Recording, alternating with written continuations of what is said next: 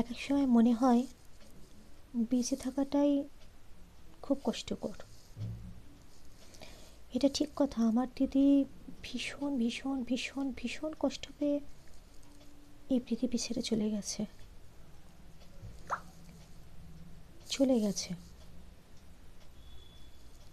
চলে যাওয়ার পর কি সেটা আমরা জানি না,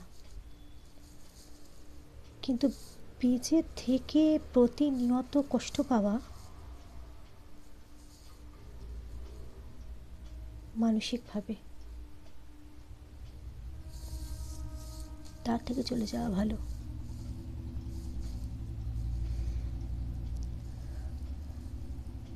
আমার জীবনে আবার অশান্তি শুরু হয়ে গেছে, আবার জেগে সেই, আবার হাসি চলে গেছে,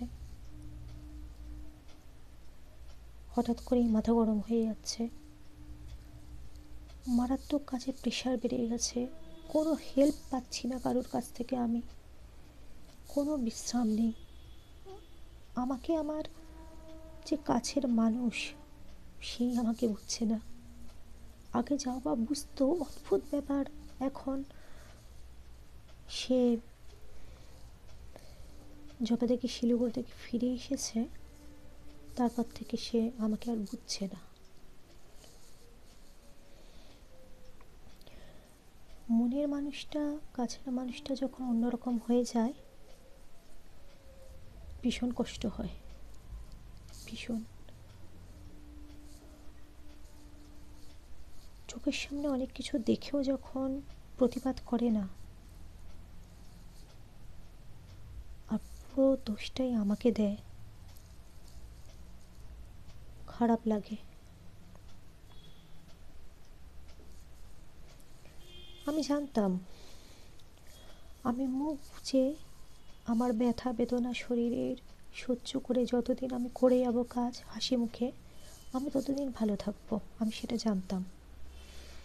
আর যখনই আমি প্রতিবাদ করব, মুখ খুলব, আমার কষ্টের কথা বলবো, আমি হয়ে যাব খারাপ, আর এই বাড়ির পরিবেশ হয়ে যাবে গরম।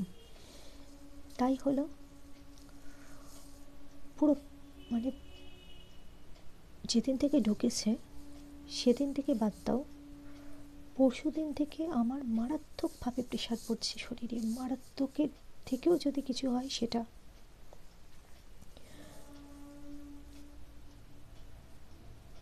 সেই সময়টা আমি বলেছি বলে, আমার শরীরের কথা বলেছি বলে আমি খারাপ হয়ে গেছি। অথচ আমার এক কাঁধে ব্লাড টেস্ট হয়েছে, আমার ইসিজি, ইকো, বুকের এক্সরে, এগুলো কাল হয়ে গেল। আবার আমার এখনও হল্টার মনিটর বাকি, আমার এখনও মাথার সিটি স্ক্যান বাকি, আর একটা কি মাথার আর একটা কি একটা আরেকটা আছে, আমি ঠিক এখন এই মুহূর্তে আমি সেটা বলতে পারছি না, মানে আমার নামটা মনে নেই। আমি ওইভাবে প্রেসক্রিপশান দেখিও নি, বাবাইকে জাস্ট জিজ্ঞেস করেছিলাম, ওটা মাথার টেস্ট।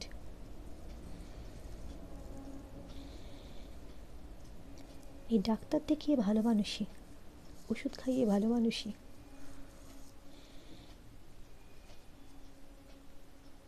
নইলে সংসারে যে কষ্টটা আমার হচ্ছে তার থেকে কোনো কেয়ার নেই, আমার যে কষ্ট হচ্ছে তার কোনো কেয়ার নেই। আমি কথা বললেই আমি খারাপ, আমি চেঁচালেই আরও চেঁচাও, আর একটু চেঁচাও, কিন্তু আমার যে কষ্ট হয়েছে তার কোনো সুরাও নেই। এই বাড়িতে যতজন আছে তার মধ্যে আমি সবচেয়ে অসুস্থ, শয্যাশায়ী হলে আমিই হব, কিন্তু সেদিকে কোনো রকমের কোনো মাথা ব্যথা নেই। আমি কিছু বলতে পারবো না, বললেই আমি খারাপ। খারাপ তো ঠিক আছে, আমি বরাবরেরই খারাপ, আমি কোনোদিনও কোনো ভালো মেয়ে হইনি, ভালো মেয়ে হতেই পারিনি, ভালো বউ হতে পারিনি, কোনোদিন আমি ভালো ছিলাম না। কিন্তু আমার কষ্ট হলে আমি কিছু বলতে পারবো না, চুপ করে সব কিছু সহ্য করে আমি কাজ করে যাবো বলো? আমি পারি না, আমার সাইটিকায় প্রচণ্ড ব্যথা হয়, আমার প্রচণ্ড নাভির ব্যথা ওঠে, আমার ঘাড় থেকে পুরো স্পাইনালে, মানে পুরো স্পাইন, পুরো মেরুদণ্ড ছিঁড়ে যায় আমার, আমি পারি না, কিন্তু বলতে পারবো না। আমার প্রতিনিয়ত এটা মনে হয়, বাবাই যখন চাকরিতে জয়েন করবে তখন তো যদিও ট্রেনিংয়ে যায়, তো ট্রেনিং তো 3-4 মাসের কম হবে না। আমি কিভাবে কাটাবো? না, আগে চিন্তা করেছিলাম বাবাই ট্রেনিং হলে আমি দিদির কাছে চলে যাব, কিন্তু দিদি তো আর নেই। এখন আমি থাকবো কিভাবে? কিভাবে?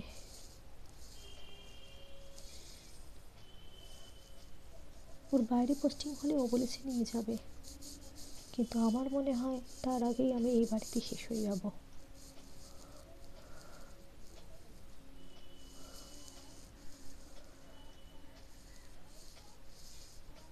কেন মানুষ ভাবে এক, হয় আর এক।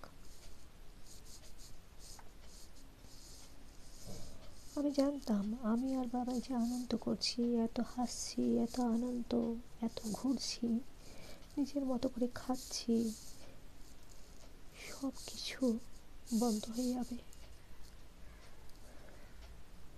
সে বন্ধ হোক, কিন্তু এই অশান্তির জেরে আমার আর বাবাইয়ের উপর সেই জেরটা পড়ছে। আমার মাথা গরম থাকছে, আমি আমার ছেলের উপর চেঁচাচ্ছি, মাথা ঠিক রাখতে পারছি না। আমার তো প্রচণ্ড প্রেশার হাই, নিজেকে কন্ট্রোল করতে পারি না, আমি কন্ট্রোল করতেই পারি না নিজেকে। মাথা যখন প্রচণ্ড আমার গরম হয়ে যায় আমি নিজেকে কন্ট্রোল করতে পারি না, মাথার ভেতরটা দপদপ করে, আমি ভীষণ চিৎকার করি, বাস্ট করে যাই আমি। তার উপর যদি অসহ্য যন্ত্রণা হয়, সবসময় তো সবার মুড প্রত্যেক দিন সমান থাকে না, সবসময় তো হাসি মুখে ওঠা যায় না। ওই সিরিয়ালে জ্যাঠালালের ওই দয়া, তারক মেহতাকে উল্টা চশমার যে দয়া, সে হাসি মুখে সংসারে সে কাজ টাজগুলো করছে, এগুলো সিরিয়াল টিরিয়ালেই দেখা যায়। কিন্তু শরীরে ওই যন্ত্রণা নিয়ে সকাল থেকে রাত অবধি এক না করে খেটে যাও, বাস্তবে হয় কিনা জানি না, আমি আর পারছি না।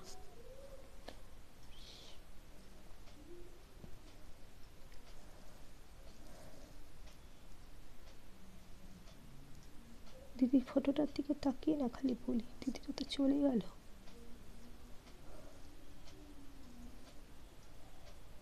বেঁচে গেছে গো।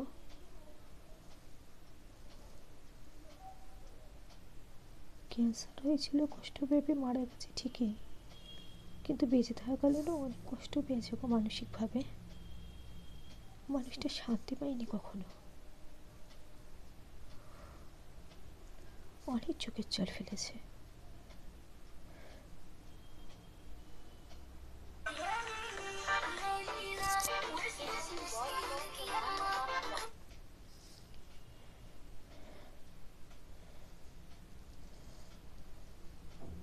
আর কি বলবো, আমার এখন আর কিছু বলার নেই। এই এখন জামাইবাবুই ফোন করছে।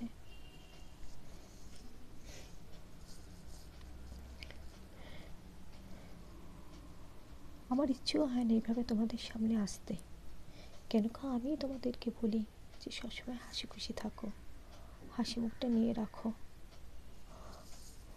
আমি পারছি না, এই হাসি মুখটা আমারই আর নেই, আমি আর পারছি না।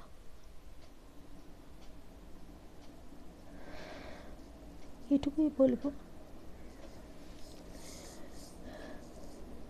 যে আমার ভিডিও যারা কষ্ট করে দেখছো, আমাকে সহ্য করছো, তাদেরকে অনেক অনেক ধন্যবাদ। তোমরা সবাই ভালো থেকো, সুস্থ থেকো, ভালোভাবে বেঁচে থেকো, নিজে খেয়াল রেখো।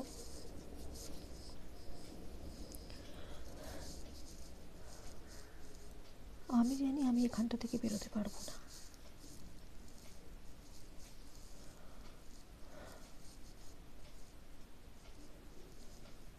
আমি জানি না আমার ভবিষ্যৎ কি, শুধু এটুকু জানি এইভাবে যদি আমি কষ্ট করি, এইভাবে যদি আমি খেটে যাই, তাহলে খুব শিগগির আমি বিছানা নেব, কেন আমার নার্ভের ডাক্তারই বলে দিয়েছে যে আমার এই টেলবোনটার তো খুব ভালো অবস্থা না, তবে খুব তাড়াতাড়ি আমার নিচের পোর্শনটা বসে যাবে,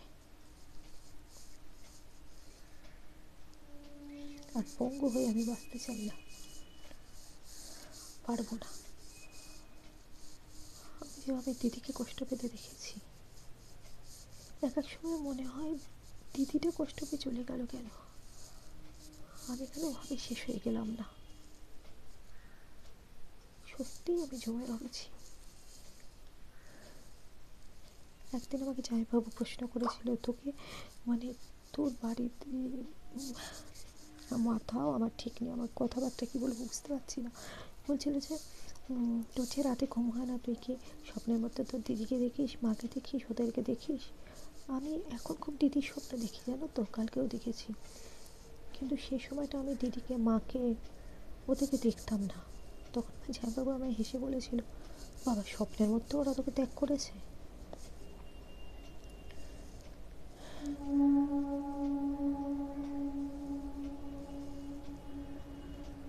কি বলবো আমি আর, আমার মৃত্যু নেই, সত্যি জমে রয়েছে।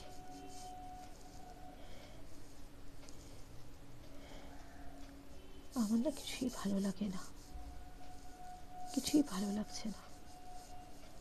জীবনে অনেক কিছু ভালো কিছু করতে পারতাম, কিছু কোনোদিন কিছু করলাম না। ভালো জায়গায় পৌঁছতে পারতাম, তাও করলাম না। কি বলবো আর। আর আমার বর একটা বিনা পয়সা ঝি পেয়েছে, যাকে যেমন পারবে বেকার ঘাটিয়ে নেবে, বললেই খারাপ। যাই হোক বন্ধুরা, এসব বলতে আমি এখানে বসতে চাইনি, কিন্তু কি করব, কাকে বলবো, কিভাবে বলবো? ছেলেকে বলি, ছেলে বলে পাত্তা দাও কেন? আচ্ছা বলো তো, একই বাড়িতে থেকে পাত্তা না দিয়ে আমার উপর দিয়ে সব কিছু যাচ্ছে, কীভাবে ইগনোর করে থাকা যায়? যার করতে হয় সেই তো বুঝতে পারে, বলে এগুলো।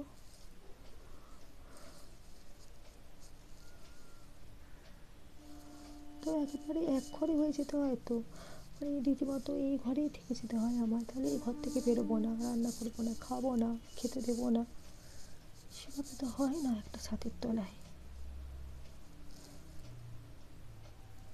আমি জানি না আমি নিজেকে কিভাবে ঠিক রাখবো, জানি না।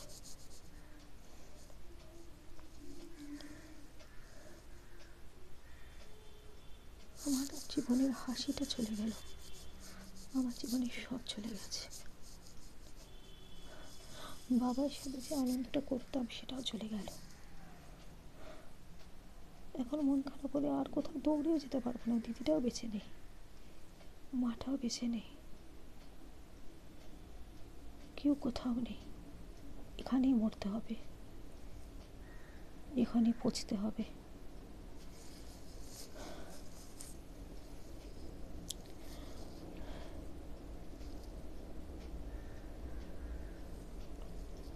আর কি বলবো, বলতে গেলে অনেক কিছু বলতে হয়।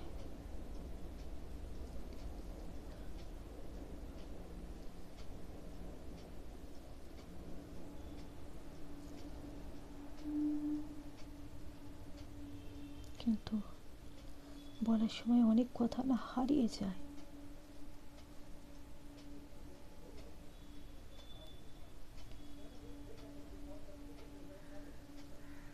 ওই গানটা তো সত্যি হলো না, খালি গাইতাম আমি, জানো। সবই আছে শুধু আমি নাই, সেই সুরে বাজে সানাই।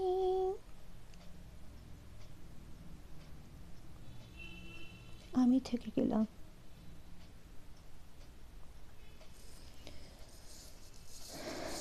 মা দিদি সব চলে গেল।